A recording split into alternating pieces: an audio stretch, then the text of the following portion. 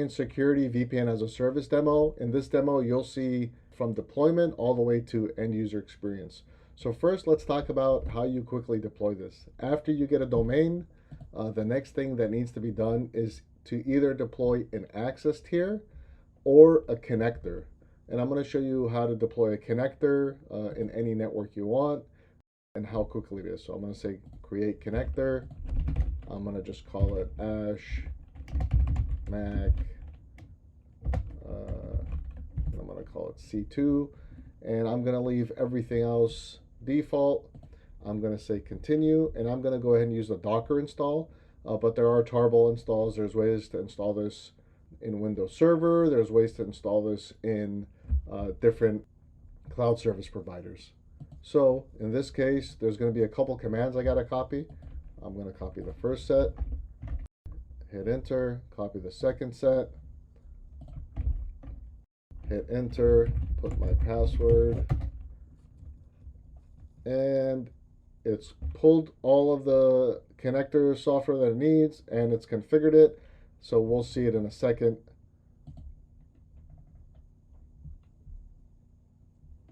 All right, so now that it's connected and reporting, I'm going to say done.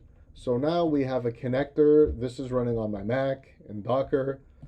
You can actually see it here, AshMac C2. So now I can start configuring services to make everything on my home network accessible. But since we already have this all configured, we're going to go ahead and take a look at how it's working. And we're using the access tiers. These can be configured anywhere. We have a couple that are in AWS, some that are in Google Cloud. But let's take a look at how this stuff gets configured. So first, we're going to go to Manage Services and Service Tunnel. And we're going to look at something that's already configured and running. So the one I'm going to look at is Data Center. All right, so once you go to Manage Services and Tunnel, there's a few things to point out. This is the service name. This will be auto run once I log in. And then at the bottom, these are all the things that should be accessible. So there's a couple internal subnets. There's a few private IP addresses. There's some public stuff. So if we want to route things like Salesforce, if you're doing source IP validation for things like Salesforce, you can have it where all of that domain traffic is going over the tunnel. You don't have to worry about IP addresses and so on. In terms of access permissions, this will be tied to a policy, and we'll show that in a second. We do have the service tunnel configured. Now let's go look at the policy. In this case, the data center restricted policy is the one that we are looking at. And here we can create multiple roles, and these roles could be based on device and user trust levels. It can also be done on roles.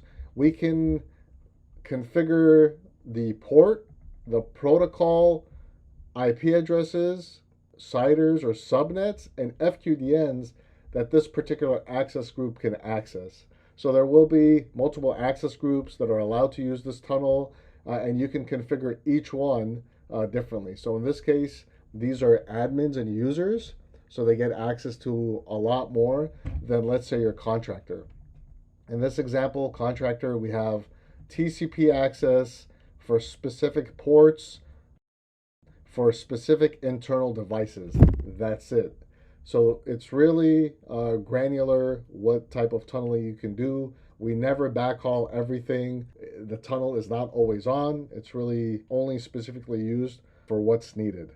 So now let's take a quick look at the end user experience.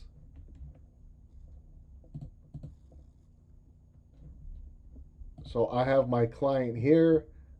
This is my organization. I go to log in. Again, I don't have to decide what I'm connecting to. I click on login. It'll log me in.